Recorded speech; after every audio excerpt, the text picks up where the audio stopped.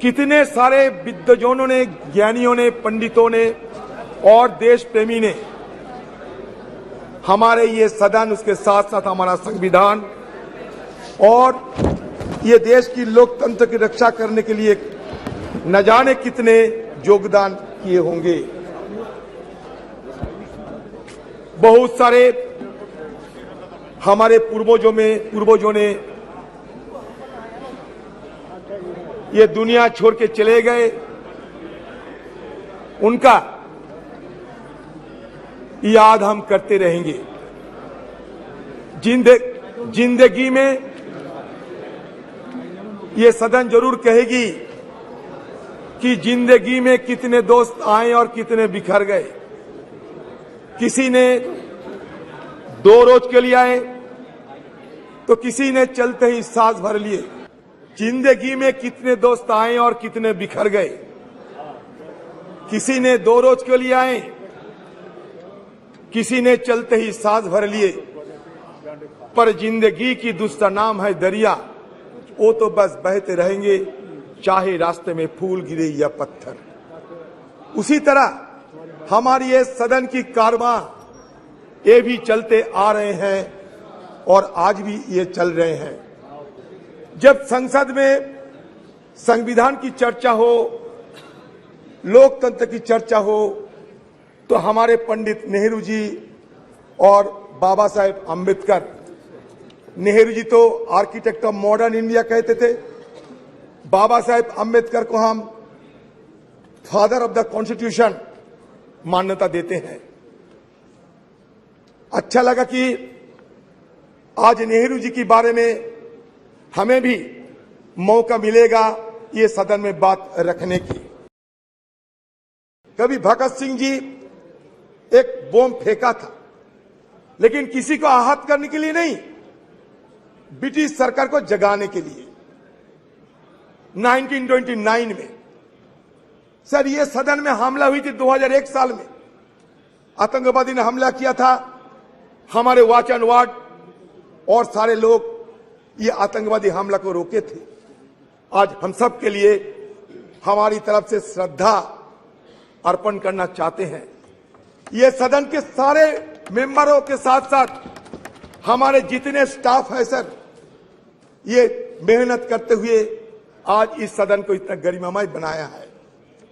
Sir आप सुन के चौंक जाओगे सर, जब पंडित जवाहरलाल नेहरू ने हिंदुस्तान की ये प्राइम मिनिस्टरशिप को संभाला, ये देश को अगुवाई करने के लिए तैयार हुई, तब हिंदुस्तान की हालत क्या थी जानते हैं सर?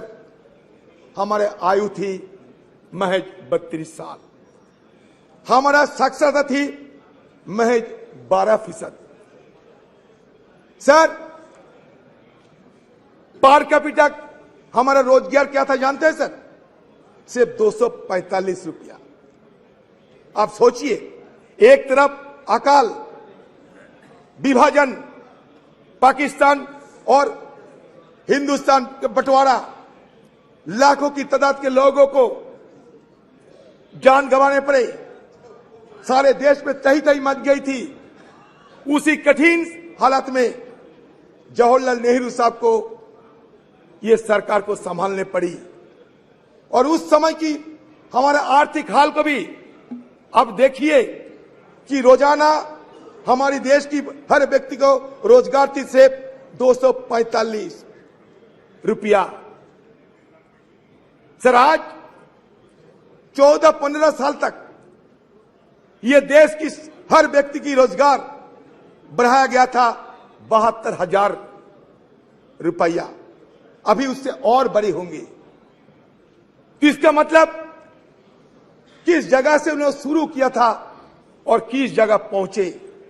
इसीलिए उन्होंने कहा था उसी दिन कि long years ago we made tryst with destiny and the time comes when we will redeem our pledge.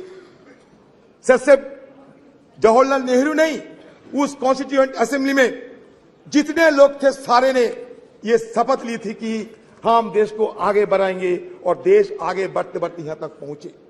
Sir Chandrayaan की बात हो रहे थे, आपको जानकारी देना चाहते हैं 1946 में हमारे देश की आजादी के पहले ये नेहरू जी के नेतृत्व में एटॉमिक रिसर्च कमेटी बनाया गया था।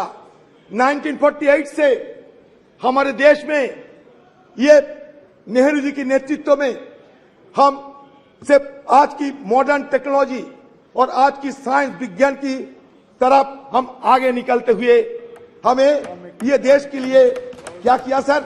ये देश के लिए बनाया इसरो। विक्रम भाई साराभाई की अगुवाई में नेहरू जी की दर्शन से ये इसरो बने, आज नहीं 1964 में। और हमारे देश में 1975 में आर्यभट्ट हम लोग सैटेलाइट आसमान में भेजा था। लेकिन आज इसरो को हम क्या कहेंगे? Indian institute of space research कहेंगे और क्या कहेंगे पता नहीं। कहां से लाए गए भारत और इंडिया, तरह तरह की बातें। सर मैं दोबारा ये सरकार को ये जरूर ये कहना चाहते हैं सर, नहीं ये तर्क नहीं, इसरो की बात कहते हैं। सर आपको संगठन में ये भी लेना चाहते हैं सर आपकी संगठन में ये भी लेना चाहते हैं कि on the eve of independence the constitution assembly met at 11 PM with president Rajendra Prasad in the chair. Sucheta Kripalani, a member from Uttar Pradesh, sang the first verse of Bande Mataram to mark the opening of special session. America देश हमारे साथ इतना जुड़ाव ना दिखाते, ये भी हमें विचार करना पड़ेगा सर। हमारे इस पार्लियामेंट में क्या क्या हुई सर, छोटा सा मैं ब्यौरा देना चाहते हैं सर। ये नरेगा के खिलाफ कटुक्ति करते हुए कहते थे किसी ने ये मरेगा, ये नरेगा नहीं ये मरेगा। लेकिन नरेगा मरे नहीं, नरेगा जिए हैं। और नरेगा से हमें ग्रामीण लोगों को अभी भी हमें भी ग्रामीण लोगों को इसके सहारे जीने का मौका मिलते हैं सर। आज भी देखिए कश्मीर में हमारे फौजों को जान गंवाने पड़ती, इसमें तो यह साबित होते हैं उस दिन हमारी तरफ से जो शंका जाहिर किए थे वो शंका सही है सर। आज मैं ये चाहता हूं कि हमारे सदन के अंदर हमारे जो रणकुबड़े जो फौजों ने वहां जान गंवा रहे हैं उसके लिए कम से कम हम थोड़ा सा मौन व्रत करते थे, थोड़ा सा साइलेंस ऑब्जर्व करते थे, अच्छा होते सर। एक तरफ मणिपुर, दूसरी तरफ जम्मू कश्मीर जल तो रहे हैं दोनों, और हम जल तो रहे हैं, इसलिए हमें बहुत कुछ करना बाकी है। ये तो सिर्फ एक झांकी है, हमें बहुत कुछ करना बाकी है। ये हमारे देश, इसमें तरह तरह की बात तो किए जाते हैं, लेकिन सच तो ये है कि इंक्लूसिवनेस की बात होते हुए भी इंक्लूसिव नहीं है हमारे पार्लियामेंट। आप खुद देख लीजिए, नंबर देख लीजिए, माइनॉरिटी कम्युनिटी के लोगों को संख्या देख लीजिए और खुद तय कर लीजिए। मैं कुछ नहीं कहूंगा, आज कटुता हम नहीं चाहते सर। बात यह है कि सर ये हिंदुइज्म की अगर बात करें, ये हिंदुइज्म क्या होते हैं? हिंदुइज्म में 4 वेद है, मिलियंस ऑफ गॉड्स है, 18 उपनिषद है sir, 6 classical school of philosophy है सर, दो एपिक है। अच्छा ठीक है, अच्छा मान लिया आप अच्छा ठीक है, तो है तो that means what does it suggest? It suggests that plurality is the essence of our civilization. We may be a young nation, but certainly we can proud of old civilization.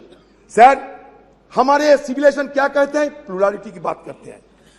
हमें बाहर से मीडिया वालों के हवाले से पता चलता कि स्पेशल सेशन है या नहीं सर। जब मिडनाइट सेशन होते हैं, जैसे कि आजादी के दिन हुई थी 14-15 अगस्त, वैसा मिडनाइट उसमें चर्चा नहीं होते। जैसे कि जीएसटी के लिए नरेंद्र मोदी जी किए थे, चर्चा नहीं होते, लेकिन बाकी स्पेशल सेशन में चर्चा होते। लेकिन इसके साथ साथ बाकी लेजिस्लेशन नहीं जा सकते, लेकिन यहाँ 8-9 सारे मुद्दे को आप शामिल किए हैं। पता नहीं इस तरीके की कैसे आप सदन को गरिमा को बरकरार रखेंगे। क्वेश्चन आवर में हमें शामिल होने का मौका नहीं है, 0 आवर उठाने का मौका नहीं है, फिर आप कहते हैं कि गणतंत्र की गरिमा को बजाय रखना चाहिए। सर ओल्ड से न्यू हम जाते हैं, ओल्ड को हम भूलना नहीं चाहते। Old is always gold sir. There is a saying that old horse is best to ride.